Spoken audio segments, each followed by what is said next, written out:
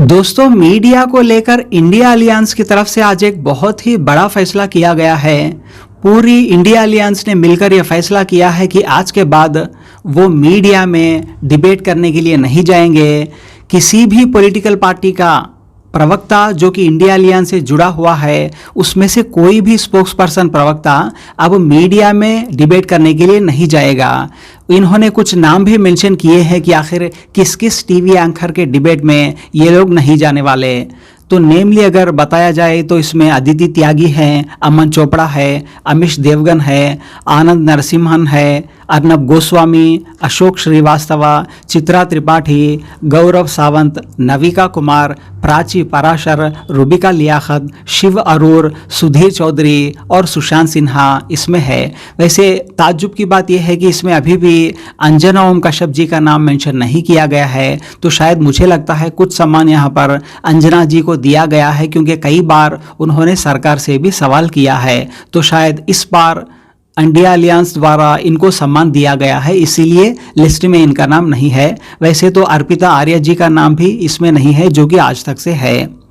तो अब बताया जा रहा है कि इस मीडिया में जो लगातार हिंदू मुस्लिम डिबेट्स करवा के जो देश में नफरत फैलाई जा रही है, इस नफरत को फैलाने में हिस्सेदारी कांग्रेस पार्टी नहीं लेना चाहती, इंडिया अलियंस नहीं लेना चाहती, इसीलिए इनको बाइकआउट किया गया है, ऐसा पूरे इंडिया अलियंस का कहना है। और इस बात को कंफर्म करते हुए कांग्रेस के स्पोक्स पर्सन ने एक वीडियो बनाया है, पवन खेरा जी ने।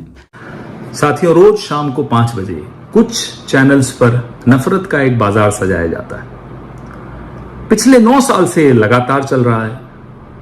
उस बाजार में अलग अलग पार्टीज के प्रवक्ता जाते हैं, कुछ विशेषज्ञ जाते हैं, कुछ विश्लेषक जाते हैं, लेकिन हम सब नफरत के उस बाजार में ग्राहक बनकर जाते हैं। हमें नफरत मुक्त भारत की दिशा में एक कदम उठाना था। आज एक निर्णय लिया गया, कुछ एंकर्स को चिन्हित किया जाए और उनके इस तरह के शोज में, इवेंट्स में हम लोग न जाएं, जिससे कि एक कदम उठाया जाए, एक सशक्त कदम उठाया जाए। We do not want to legitimize this hate filled narrative which is corroding our society. That was the idea. आप हमारे नेताओं के खिलाफ हेडलाइन बनाते हैं, उनकी मीम्स बनाते हैं, उनके भाषणों को ट्विस्ट करते हैं, आप फेक न्यूज फैलाएं, कुछ भी करें, हम जूझने को तैयार हैं, लड़ने को तैयार हैं, आज तक लड़ते ही आए। लेकिन समाज में अगर आप नफरत पैदा करेंगे, और वो भी ऐसी नफरत जो कि हिंसा का रूप ले ले, हम उसमें भागीदार नहीं रहेंगे। बड़े भारी मन से निर्णय लिया गया। We are not opposed to any of these anchors. We do not hate any of these anchors, but we love our country more. हमें भारत से मोहब्बत है, इसलिए हमें इस नफरत की दुकान को बंद करने की दिशा में अपनी तरफ से जो हो सके वो करना होगा। यही सोचकर हमारे इंडिया अलायंस के तमाम सदस्यों ने यह निर्णय लिया कि हम इन नफरत के बाजारों में नहीं, ग्राहक बनकर नहीं जाएंगे। जुड़ेगा भारत, जीतेगा इंडिया। और एक जुड़ता हुआ भारत, इसमें नफरत की कोई जगह नहीं हो सकती, यह हमारा मानना है। और उम्मीद है आने वाले दिनों में वक्त बदलेगा, स्थिति बदलेगी। इन एंकर्स को भी यह आभास होगा कि आने वाली पीढ़ी इनसे पूछेगी, इनसे सवाल पूछेगी, तब इनके पास क्या जवाब होगा। ये इस उम्मीद के साथ, बड़े भारी मन के साथ आज ये लिस्ट हम लोगों ने जारी की है। और फिर से मैं कह रहा हूं, पूरी उम्मीद है कि वक्त ऐसा नहीं रहेगा।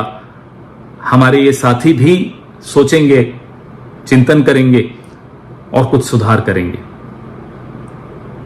जय हिंद, जय भारत, जय इंडिया। दोस्तों इसके साथ साथ ये भी एक्सपेक्ट किया जा रहा है कि असदुद्दीन ओवैसी जी की एमआईएम पार्टी को भी पूरी तरह से मीडिया का बायकॉट करना चाहिए, क्योंकि सिर्फ इन विपक्षी पार्टियों के ही बायकॉट करने से कुछ होने वाला नहीं है। इसके साथ साथ अगर असदुद्दीन ओवैसी जी की एमआईएम पार्टी भी अगर मीडिया को बायकॉट करेगी तभी कुछ फायदा हो सकता है, क्योंकि जाहिर सी बात है अगर एमआईएम का प्रवक्ता जाएगा तो डेफिनेटली मीडिया उस पर हिंदू मुस्लिम डिबेट ही चलाएगी। बीजेपी के एक प्रवक्ता और एमआईएम के प्रवक्ता को बिठाकर डेफिनेटली मंदिर मस्जिद पर ही डिबेट चलाएगी, जो कि लेटेस्ट गर्मा गर्म मुद्दा है ज्ञानव्यापी मस्जिद और ज्ञानव्यापी मंदिर का। तो इसी मुद्दे को लेकर डिबेट चलाए जाएंगे अगर एमआईएम का प्रवक्ता कोई जाएगा तो इससे होगा ये कि इस डिबेट को देखने के बाद डेफिनेटली देश की जनता जो है उसमें से 14.2% मुस्लिम वोट्स डेफिनेटली असदुद्दीन ओवैसी जी की तरफ डाइवर्ट तो होंगे, लेकिन देश के 79.8% हिंदू भाइयों के वोट्स बीजेपी की तरफ डाइवर्ट होंगे। तो इसकी वजह से इंडिया अलियंस को कुछ खास फायदा नहीं होगा, जिसकी वजह से एक्सपेक्ट किया जा रहा है कि अगर ओवैसी जी भी मीडिया को बायकॉट करेंगे तो ही इंडिया अलियंस को कुछ फ़ायदा होने वाला है। अगर नहीं बायकॉट करेंगे तो उसी तरह से हिंदू मुस्लिम डिबेट चलते रहेंगे और देश में पूरी तरह से नफरत का माहौल ही रहेगा।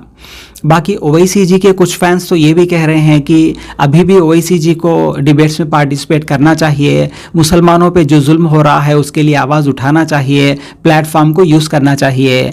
बाकी कुछ लोग कह रहे हैं कि ओवैसी जी को आवाज़ डेफिनेटली उठानी चाहिए, लेकिन उनके अपने प्लेटफॉर्म्स भी है, सोशल मीडिया भी है, तो इसमें मेन स्ट्रीम मीडिया में या गोदी मीडिया में जाने की उनको ज़रूरत नहीं है। तो ओवैसी जी को भी उसका बायकॉट करना चाहिए। तो बाकी लोग कह रहे हैं कि ओवैसी जी को डिबेट्स में जाना चाहिए। तो यहाँ पर अपनी अपनी राय है। दोस्तों आप हमें अपनी राय कमेंट बॉक्स में लिखकर बताएं कि क्या असदुद्दीन ओवैसी जी की एमआईएम पार्टी को भी मीडिया का बायकॉट करना चाहिए या फिर मीडिया के डिबेट्स में उन्हें जाना चाहिए। और ये जो गठबंधन का बड़ा फैसला है इंडिया अलियंस का, इनके फैसले को आप किस तरह से देखते हैं? मीडिया को बायकॉट करके इन्होंने क्या सही कदम उठाया है? क्या ये 2024 के चुनाव में इन्हें कोई फ़ायदा दे सकता है या नहीं? आप हमें कमेंट बॉक्स में लिखकर बता सकते हैं। Thank you so much guys. जय हिंद, जय भारत, जय इंडिया। खत्म। Bye bye, tata, goodbye, गया।